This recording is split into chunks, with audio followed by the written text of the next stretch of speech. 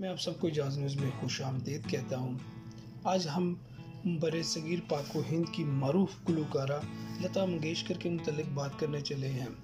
लता मंगेशकर के गाने आज भी कानों में सुर घोलते हैं। वो बरे-सगीर की वाहिद गुलकारा हैं जिनके गाने सदियों तक करोड़ों लोग सुनते रहेंगे और सुन रहे हैं। 92 बरस की उम्र में मारूफ गुलकारा इंतकाल कर गई हैं।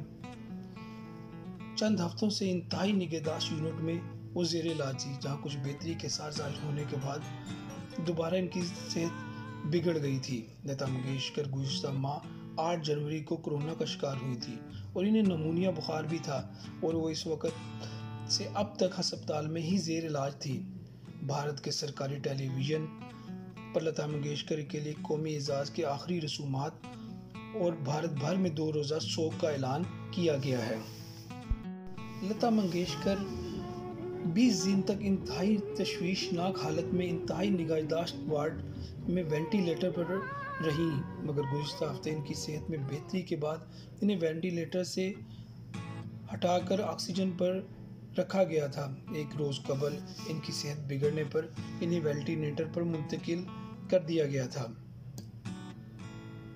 2019 में भी लता मंगेशकर 1 माह तक सांस में तकलीफ के बायस अस्पताल में ज़ेर इलाज थी। अभी भी डॉक्टर्स इन्हें पहले से ही वाज़े कर रखा था कि ज़ईफ़ुल उम्री की वजह से इन्हें कई दिन तक अस्पताल में रखा जा सकता है। लता मंगेशकर को भारत की हर 2 मकबूल गुलकारा माना जाता था। वो पाकिस्तान के अलावा दीगर जनूबी एशियाई ममालिक में भी यकसा ही मकबूल थी। मध्य प्रदेश के शहर इंदौर में 28 सितंबर 1929 को पैदा होने वाली लता मंगेशकर अपने 5 बहन भाइयों में सबसे बड़ी थी।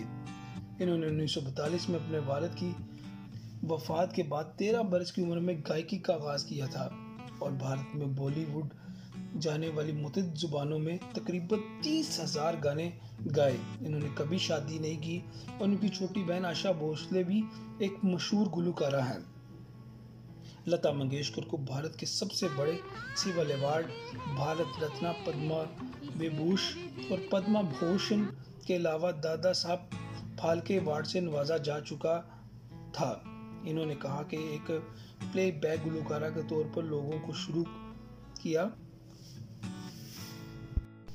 इनकी ज़बरदस्त शोहरत के बायस हुकूमत की जानिब से जनवरी 1963 में हिंदुस्तान के यौम जमहूरिया की तकरीबात में 1962 की हिंद चीन जंग में मारे गए फौजियों के लिए हुब्बुल वतनी पर मबनी अकीदत गाने के लिए मदऊ किया गया था। कहा जाता है कि इनकी गाते हुए गीत ऐ मेरे वतन के लोगों सुनकर पंडित जवाहरलाल नेहरू की आंखों में आंसू आ गए थे।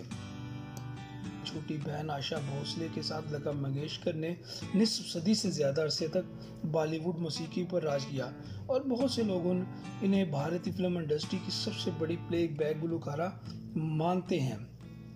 लता मंगेशकर वो वाहिद गुलकारा हैं जिनके बारे में जितना बताया जाए वो कम है। वो हर रंग, नस्ल और मज़हब की तफरीक के बगैर लोगों में मकबूल थी।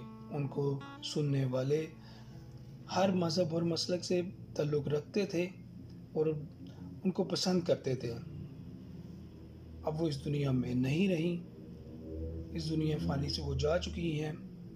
उनकी आवाज़ हमेशा ज़िंदा रहेगी और वो उनके गाए हुए गीत लोगों के कानों में रस खोलते रहेंगे।